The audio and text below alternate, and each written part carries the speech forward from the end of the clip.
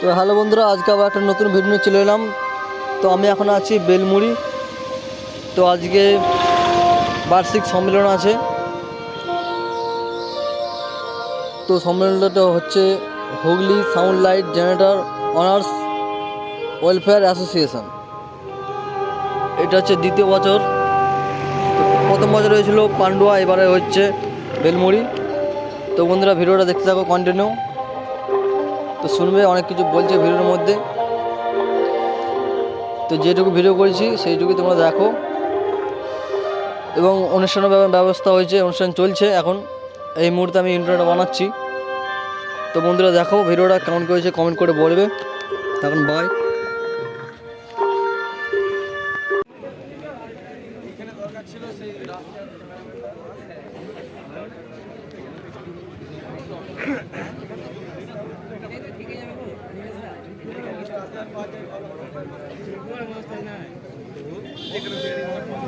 वंदे मातरम वंदे मातरम वंदे मातरम वंदे मातरम गौ माता की जय, गौ माता की जय, गौ माता की जय।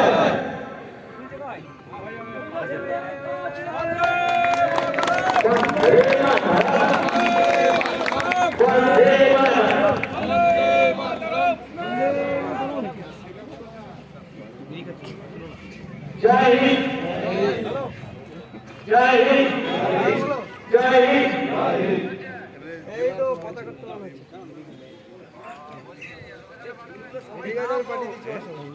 হুগলি জেলার sound light generator honours welfare association সভাপতি সুনীল সিং মহাশয় সংগঠনের জানিয়েছেন।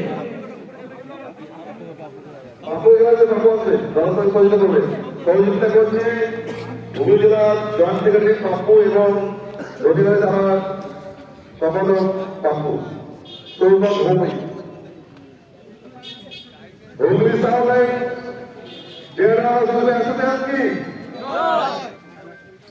হুগলি সাউন্ড লাইট জেনারেল কি বর্তমান প্রধান কমিটি কি হুগলি সাউন্ড লাইট জেনারেল কি পূর্বতন সাউন্ড লাইট প্রধান কমিটি কি সকল সদস্য মধ্যে কি সাউন্ড কি বক্স কি সকলে সুন্দর ভিড় দিয়েছিলেন করে টানো এ টানো সুনীল দা টানুন টানুন ছাড়িয়ে নিন উঠবে না হলে ছাড়ুন একটু টানুন নাড়িয়ে নিন, হ্যাঁ নাড়িয়ে নিন, হ্যাঁ হ্যাঁ হ্যাঁ ঠিক আছে এবার ঠিক আছে। অনেকেই হয়ে গেছে, বাকি আছে, প্রত্যেকেই টিফিনটা করে নেবেন, কফিটা খেয়ে নেবেন এবং কুপন অবশ্যই সংগ্রহ করবেন। কুপন ছাড়া খেতে না দিলে কিন্তু কেউ রাগ করবেন না। কুপন মাছ টিফিনের কোনো কুপন লাগবে না, কিন্তু দুপুরে খাবারটা অবশ্যই লাগবে, প্রত্যেকে সংগ্রহ করে নেবেন। সবাইকে আমাদের মসজিদ সভাপতি সবাই চক্রবর্তীকে মাইক্রোফোন দিলাম।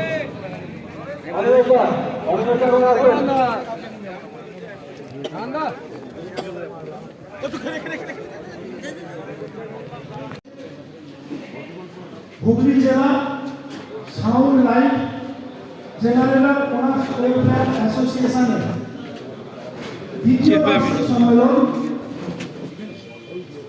আপনাদের সবার প্রচেষ্টায় আজকে অনুষ্ঠিত হচ্ছে। এই অনুষ্ঠানে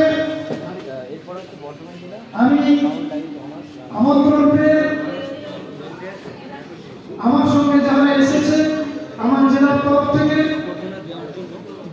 আমরা অত্যন্ত আনন্দিত, গর্বিত এবং আপ্লুত এবং অভিভূত। এখানে আসার জন্য আমরা সবাই অবলম্বন করছি, সেই সঙ্গে আপনাদের সংগঠনকে এবং আপনাদের সবাইকে আন্তরিক কৃতজ্ঞতা জ্ঞাপন করছি। সর্বেষাং স্বস্তি ভবতু, সর্বেষাং শান্তি ভবতু, সর্বেষাং পূর্ণম ভবতু, সর্বেষাং মঙ্গলম ভবতু, সর্বে ভবন্তু সুখিনঃ, সর্বে সন্তু নিরাময়া, সর্বে ভদ্রাণি পশ্যন্তু মা কশ্চিৎ দুঃখভাগ ভবেৎ। সর্বপ্রথমে আপনাদের সবার বাণিজ্যের সমৃদ্ধি, আপনাদের সবার সুস্বাস্থ্য, দীর্ঘায়ু, দীর্ঘজীবন লাভ করুন। ঈশ্বর মঙ্গলময়ের কাছে সংক্ষিপ্ত নিবেদন রাখছি। প্রথমে মঞ্চে উপবিষ্ট আমার এই হুগলি জেলার যিনি সভাপতি, অ্যাসোসিয়েশনের সভাপতি সুভাষিস অধিকারী মহোদয় রয়েছেন, উপস্থিত রয়েছেন আমাদের কার্যকর্তা রয়েছেন, উপস্থিত রয়েছেন আমাদের কমলদা ছিলেন, বক্তব্য রেখেছিলেন, তিনি উপস্থিত আছেন। সঙ্গে শাসক দলের পক্ষ থেকে যিনি আমন্ত্রণ পেয়ে নির্বাচিত প্রতিনিধি বলুন যাই বলুন, তিনার নাম আমি জানি না, তিনি উপস্থিত ছিলেন। আমার ব্যক্তিগত তরফ থেকে ওনাদেরকে শ্রদ্ধা জ্ঞাপন করি, সেই সঙ্গে অভিনন্দন এবং শ্রদ্ধা জ্ঞাপন করি। আপনারা যারা আমার সামনে বসে আছেন, চেয়ার বসে আছেন, আপনাদের সবাইকে যথাযোগ্য স্থানে আমার শ্রদ্ধা নিবেদন করি। বাইরে আউটপুট চলানো রয়েছে, যারা আমার এই কণ্ঠস্বর শুনতে পাচ্ছেন, গ্রামবাসী তথা নাগরিকবৃন্দ যারা রয়েছেন, তাদের প্রত্যেককে আমার ব্যক্তিগত তরফ থেকে, আমার জেলার তরফ থেকে, আমার জেলা অ্যাসোসিয়েশনের তরফ থেকে যথাযোগ্য জায়গায় অভিনন্দন শ্রদ্ধা জ্ঞাপন করি। আজকে একটি বিশেষ সন্ধিক্ষণে আমার হুগলি জেলা অ্যাসোসিয়েশনের ডাকে আমরা এখানে সবাই সমবেত হয়েছি। কি কারণে সমবেত হয়েছি আমরা সবাই জানি। আমাদের এই সংগঠন করার প্রয়োজনীয়তা কি রয়েছে আমরা সবাই অবগত রয়েছি। আমরা সেই জায়গায় উপস্থিত হয়েছি, আজকে আমাদের দেওয়ালের পিঠে লেগেছি। সুভাষিস বাবু বলেছিলেন পুলিশের কি পরিমাণ অত্যাচারটা বেড়ে গেছে। আমাদের সবচেয়ে যেটা হচ্ছে গিয়ে ব্যবসা করার প্রতিবন্ধকতার জায়গা, সেটা হচ্ছে গিয়ে সবচেয়ে বড় ব্যাপার হচ্ছে গিয়ে পুলিশি জুলুমবাজি। আজকে পুলিশ আজকে মশলার জায়গায় দাঁড়িয়ে গেছে, পুলিশ আজকে গুন্ডার পরিণত হয়ে গেছে। আমি বলি এটা হচ্ছে লাইসেন্স প্রাপ্ত গুন্ডা, এটা যদি থাকতো পুলিশ তার সঙ্গে মোটামুটি প্রশ্ন রাখতাম। বিভিন্ন জায়গায় আমরা মিটিংয়ে গিয়েছি, প্রশাসনিক আধিকারিকরা যেখানে উপস্থিত থাকেন তাদের কাছে প্রশ্ন আমরা ছুড়ে দেন, কিন্তু আজকে এখানে যদি উপস্থিত থাকতেন আমার প্রশ্ন তিনাদের কাছে নিশ্চিতভাবে থাকতো। সুভাষিস বলেছিলেন একটু আগে যে আমরা সাউন্ডের ব্যবসা করছি, আমাদের ব্যবসাটা আমরা বাজারেই পলিউশন হয়ে যাচ্ছে, আর কোনো কিছুতেই কি পলিউশন হচ্ছে না? পলিউশন সব জায়গাতে আছে, সব জায়গায় মেরিট ডিমেরিট রয়েছে। যে কোম্পানিটা স্পিকার তৈরি করলো তারা পলিউশনের কেস খেলো না, যে কোম্পানিটা অ্যাম্পলিফায়ার তৈরি করলো সে কোম্পানি পলিউশনের কেস খেলো না, যে কোম্পানি ক্যাবিনেট তৈরি করলো সে পলিউশনের কেস খেলো না। আমরা শুধু বাজিয়ে দিই পলিউশনের কেস খেলো না। আমাদের পুলিশ বিভিন্ন থানায় বিভিন্ন রকমের হ্যারাসমেন্ট করবে, কিছু কিছু একটা থানায় একটা নিয়ম। ধরুন হুগলি থানা বলছে কি যে তোমরা ডিজে বক্স বাজাতে পারবে না। আমি জানি না এটা থানার কি নিয়ম, ডিজে বক্স বাজাতে পারবে না, ডিজে বক্স বাজালেই আমরা অ্যারেস্ট করবো। আবার কোনো থানা বলছে সেখানে হচ্ছে কি দেখা যাচ্ছে রাজনৈতিক দালালের আশীর্বাদ রয়েছে, সেখানে বলছে কি যে না না ডিজে বক্স বাজাবে, ডিজে বক্স না হলে কোনো আনন্দ হয় না। পুলিশে বলছে ঠিক আছে আমরা আছি, কোনো ব্যাপার নেই, না। তাহলে আপনাদের নিয়মটা কি, নির্দেশিকাটা কি? সেই জায়গায় আমাদেরকে বন্ধু আজকে আন্দোলনের মাধ্যমে আজকে সমবেত হয়ে আমাদের অধিকারটা কিন্তু অর্জন করা কিন্তু প্রয়োজনীয়তা এসে গেছে। সংগঠনটা আমরা কেন করব? সংগঠন করব আন্দোলনের জন্য। আজকে টোটো রিক্সা, আজকে মেশিন ভ্যান, এগুলো কিন্তু কারো কিন্তু কোনো লাইসেন্স নেই, কারো কিন্তু কোনো লাইসেন্স নেই। তাদের ইঞ্জিন রিক্সাটা কেনাটাও বৈধ নয়, টোটো কেনাটাও বৈধ নয়। আমাদের কিন্তু প্রত্যেকটা স্পিকার, প্রত্যেকটা অ্যাম্পলিফায়ার আমাদের বৈধতা রয়েছে। আমরা জিএসটি বিল দিয়েছি, আমাদের ট্রেড লাইসেন্স রয়েছে, আমরা সমস্ত সিস্টেম মেনে আমরা ব্যবসা করছি। তাহলে আমাদেরকে প্রতিনিয়ত কেন হ্যারাসমেন্টের শিকার হতে হবে? সেই জায়গায় আজকে আন্দোলনের প্রয়োজন রয়েছে। আজকে এই জায়গাটা আলোচনা করবো একটু পাশে, আমি হয়তো কথা বলতে বলতে ভুলে যাবো। এখানে সুভাষিস বাবু, কাঞ্চন বাবুরা রয়েছে। আমরা আস্তে আস্তে আমাদের দীর্ঘদিন ধরে একটা আলোচনা করেছিলাম যে আমরা সম্মেলন উদ্বোধনের আগে আমরা কিন্তু একটা জাতীয় পতাকা তুলে আমরা কিন্তু সম্মেলনের উদ্বোধন করি। এখানে নিশ্চিতভাবে বোধহয় হয়েছে, আমরা দেরিতে এসেছি তাই আমরা লক্ষ্য করি, কিন্তু জাতীয় পতাকা উত্তোলন করা হোক তাদের কোনো প্রতিবাদ নেই, কোনো প্রতিবাদ থাকারও কথা নয়, যেহেতু আমরা ভারতবাসী আমাদের জাতীয় পতাকা নিয়ে গর্বিত। কিন্তু প্রত্যেকটা সংগঠনের কিন্তু একটা নির্দিষ্ট ফ্ল্যাগ পতাকা থাকে, সে যে কোনো সংগঠনই হোক, সে রাজনৈতিক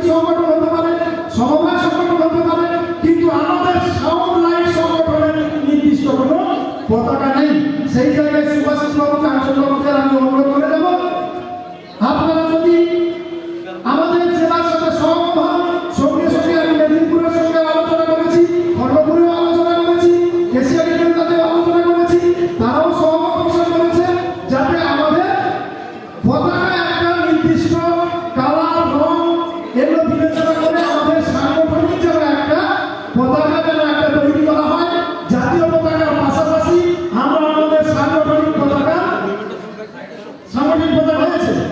ধন্যবাদ আপনাদের। সেই সাংগঠনিক পতাকাটা আমি অনুরোধ করবো প্রত্যেকটি জেলায় যেন একই পতাকা সবার ভিত্তিতে সবাই মেনে নিয়ে প্রত্যেকটা জেলায় একই কালারের পতাকা কিন্তু উত্তোলন হবে আমাদের এই জাতীয় পতাকার পাশাপাশি। এই কথাটা আমি বললাম। এরপরে যাচ্ছি সাংগঠনিক আলোচনায়। এবারে সাংগঠনিক ব্যাপারটা হচ্ছে কি বিভিন্ন জেলায় কিন্তু বিভিন্ন রকমের রুলস থাকে। কোনো কোনো শহরাঞ্চলে থাকে কি যে বলে আমার এই শহরাঞ্চলে ঢুকতে হলে আমাদের শহরাঞ্চলে বাজাতে হলে সিঙ্গেল বেসমিট ছাড়া বাজবে না, যেটা এখানে লাগানো হয়েছে। সিঙ্গেল বেসমিট ছাড়া অন্য কোনো বক্স বাজবে না। তো দেখা যাবে হুগলি জেলায় তার নির্দিষ্ট একটা নিয়ম করেছে, এই বক্সে এই স্পিকার থাকবে, এই ভাইস থাকবে। সেই জন্য সংশ্লিষ্ট জেলাগুলোতে পার্শ্ববর্তী জেলা থেকে যদি কেউ ভাড়া করতে আসেন, আমার মনে হয় সেই জেলার সঙ্গে যোগাযোগ করে সেই জেলার নিয়মাবলী কি আছে সেই নিয়মাবলীগুলো জেনে তবে কিন্তু ভাড়া ধরাটা উচিত। এরপরে আসি আমাদের যে বিভিন্ন ধরনের সমস্যাগুলো থাকে। এবারে সমস্যাগুলো বিভিন্ন ধরনের সমস্যা রয়েছে। আমরা যে ব্যবসা করি, ব্যবসা করতে গিয়ে দেখা যায় কোথাও আমরা ভাড়া পয়সাটা ঠিক মতো পেমেন্ট পাচ্ছি না, কোথাও দেখা যাচ্ছে ক্লাবের কোনো কর্মকর্তা এসে আমার স্টাফ বন্ধুরা উপরে একটু র্যাগিং করেছে। সেই যে ছোটোখাটো সমস্যাগুলো সেগুলোকে আমরা যেন চট করে যেন আমরা সংগঠনকে যেন জড়িয়ে না ফেলি। জড়িয়ে ফেললে সমস্যাটা কি হয়? সমস্যাটা এতে আপনার ব্যবসা কিন্তু অনেকটা ক্ষতি হয়ে যায়। কেমন? ধরুন আমি দিব্যেন্দু আচার্য, আমার একটা কোনো জায়গায় প্রোগ্রাম গেছে, আমাকে 10,000 টাকা ভাড়া কন্ট্রাক্ট ছিল, আমাকে 5,000 দিয়েছে, আমাকে 5,000 দেয়নি। আমি কি করলাম? সুভাষিস বাবুকে জানিয়ে দিলাম আমার অমুক ক্লাবে 5,000 দেওয়া হয়নি। তাহলে সুভাষিস বাবু কি করলাম? সেই ক্লাবকে সংশ্লিষ্ট ক্লাবকে ডেকে পাঠালাম, কি ওই ক্লাবটাকে রেড জোন করে দিল, তাই একটা সমস্যা তৈরি হলো। মানে কি হলো? আপনার কিন্তু মার্কেটে একটা গুডউইল একটা নষ্ট হলো। আমি যেটা মনে করছি সেই জায়গায় ওই ছোটখাটো সমস্যাগুলোকে নিজেদের মধ্যে মিটিয়ে নেওয়াটা মনে হচ্ছে ভালো।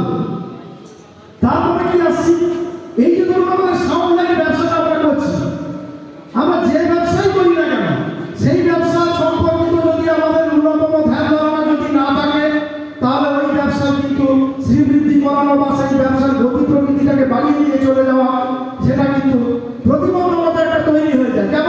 যেমন ধরুন আমরা সাউন্ড লাইটের ব্যবসা করছি, এই সাউন্ড লাইট ব্যবসার ক্ষেত্রে আমাদের ন্যূনতম জ্ঞানটা থাকা দরকার। কেন?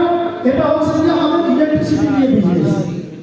ইলেকট্রিসিটি তার সমস্যাগুলো কোথায়, সেই ইলেকট্রিসিটি ব্যবহার করার নিয়মাবলী কি, আমরা যে অ্যাম্প্লিফায়ারটা ব্যবহার করছি সেই অ্যাম্প্লিফায়ারের চালানোর প্রসেসটা কি, নিয়মাবলীটা কি, সেই সম্পর্কে আগে সম্ভব জ্ঞানটাকে ধ্যান ধারণা করতে হবে।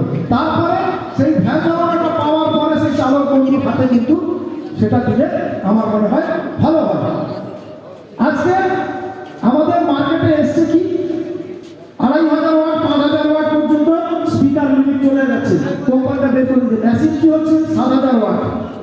আগে কি ছিল আমরা জানি 60 machine, 75 machine, 80 machine, 100 machine, 250 machine. Speaker কি ছিল 10 ইঞ্চি স্পিকার তো আগে ছিলই না। পরবর্তীকালে 10 ইঞ্চি, 8 ইঞ্চি, তারপরে 12 ইঞ্চি ডেক্স কোম্পানির স্পিকার। সেই স্পিকার নিয়ে আমরা দিদি ছিলাম, বেশ ছিলাম, ভালোই ব্যবসা করতাম। তারপরে কি হলো? ডিজিটাল ইন্ডিয়া হয়ে গেল। ডিজিটাল ইন্ডিয়া হওয়ার পরে কি হলো? হাতে মোবাইল চলে এলো, ল্যাপটপ চলে এলো, আর কি চলে এলো? ট্যাব চলে এলো। আমরা রেকর্ড ক্যাসেট ঘুরে গেল। আর সঙ্গে সঙ্গে চলে এলো কি স্পিকারগুলো বড় বড় হয়ে গেল, অ্যাম্প্লিফায়ার বড় বড় হয়ে গেল। সেখানটায় গোড়ায় কিন্তু বলটাকে নষ্ট করা হলো না, সুভাষিসটা বলছিলেন।